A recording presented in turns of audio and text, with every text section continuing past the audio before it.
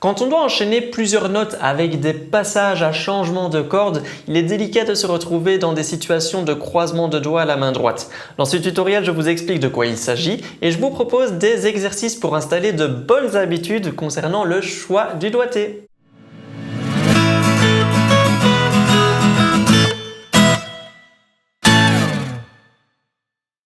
Salut à tous, c'est Robin Maïs. Pour expliquer les croisements de doigts, je vais proposer de jouer deux notes l'une à la suite des autres avec un doigté et puis un autre. Jouez la troisième corde à vide Sol suivie de la deuxième corde à vide Si avec l'index sur le Sol et puis le majeur sur le Si. Donc jouez quelques fois cela, regardez. À présent, vous faites l'inverse. Donc, vous jouez la troisième corde avec le majeur et puis la deuxième corde avec l'index, comme ceci.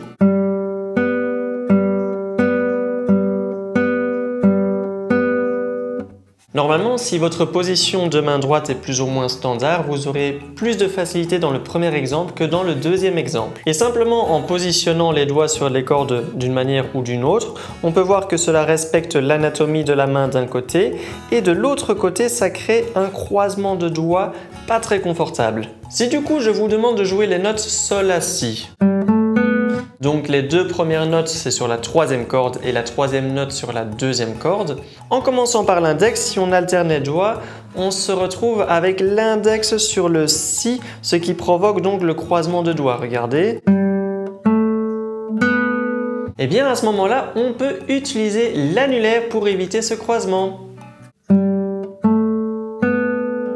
Et oui, l'annulaire n'est pas seulement là pour la première corde quand on fait des arpèges ou pour jouer un trémolo. L'annulaire est également là pour éviter des croisements de doigts. Je vais donc proposer deux exercices pour habituer la main droite à utiliser l'annulaire dans ce cas-là. Attention, quand on doit passer d'une corde grave à une corde aiguë, c'est mieux d'utiliser l'index, donc on inclura ce doigté dans les exercices. On va se servir de la petite gamme de Do sur une octave en 5e position que j'ai déjà utilisée dans quelques vidéos comme exemple et comme base d'exercice. Je vous la refais quand même rapidement pour ceux qui ne connaissent pas.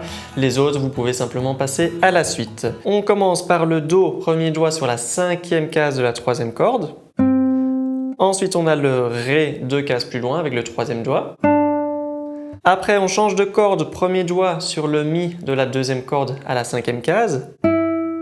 Puis juste à côté, deuxième doigt sur le Fa. 2 cases plus loin avec le 4e doigt, on va jouer le Sol. Après, on change de corde sur la première corde à la 5e case, on place le premier doigt pour jouer un La. Ensuite, le 3e doigt viendra 2 cases plus loin jouer le Si. Et on termine par le petit doigt juste à côté pour jouer un Do aigu. Je vous montre l'aller-retour.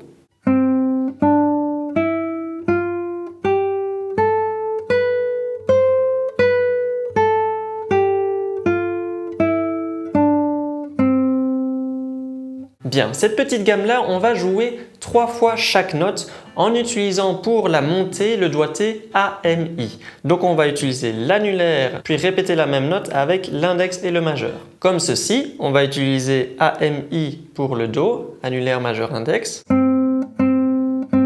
Ensuite, pour passer le Ré, on revient avec l'annulaire. Ensuite, on fait la même chose sur le Mi, Fa.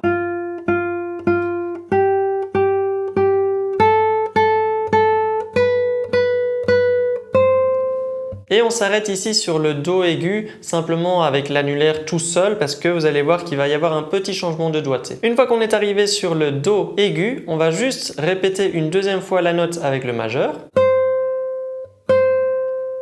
Et puis on repart dans le sens inverse en rejouant 3 fois le Do aigu. Mais cette fois, on va redémarrer par l'index et on fera IMA 3 fois chaque note, index, majeur, annulaire, comme ceci.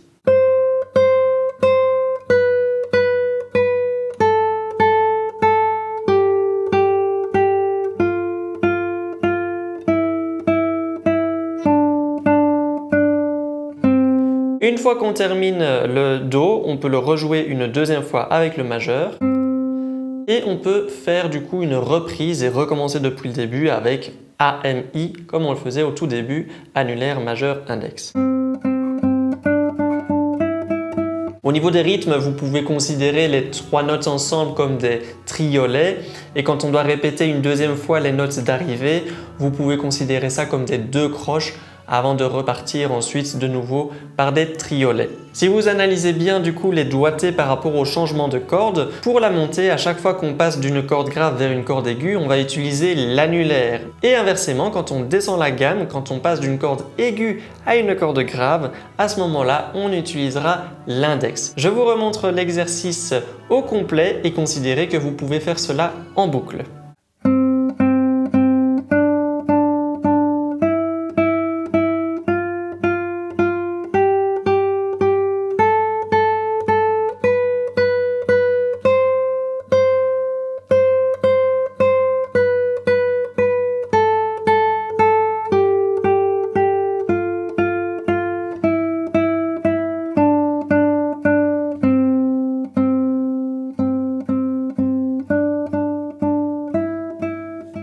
Etc.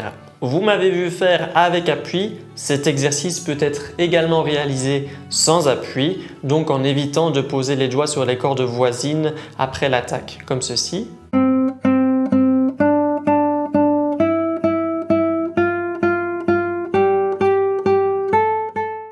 Le deuxième exercice que j'ai à vous proposer va reprendre encore une fois cette gamme de Do majeur, mais on ne va pas jouer 3 fois chaque note ni 2 fois, ce sera donc une fois chaque note.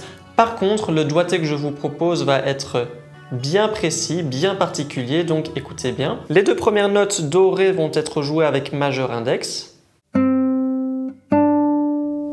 Ensuite, Mi, Fa, Sol, 1, 2, 4 va être joué avec annulaire, majeur, index. Sur la première corde, on va encore utiliser A, M, I pour le La, Si, Do.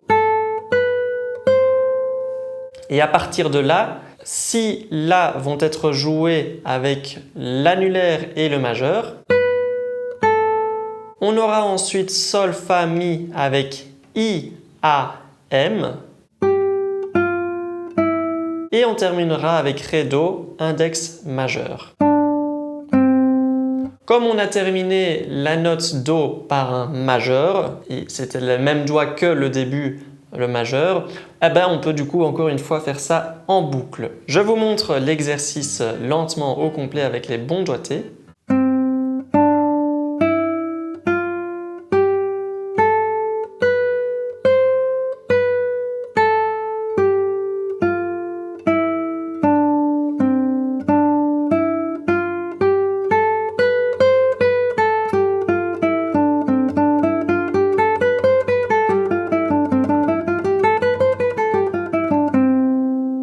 C'est un doigté que si vous avez l'habitude d'utiliser l'annulaire et d'inclure du coup ce doigt dans vos gammes, c'est très confortable et ça évite du coup tout croisement de doigts. Voilà, j'espère qu'avec ces exercices, vous n'aurez plus de problème de croisement de doigts, ou du moins ça prend le temps de s'habituer à utiliser l'annulaire, etc. Petit pouce en l'air si vous avez aimé la vidéo, abonnez-vous si vous voulez suivre le futur contenu de la chaîne et on se voit dans une prochaine vidéo. Ciao!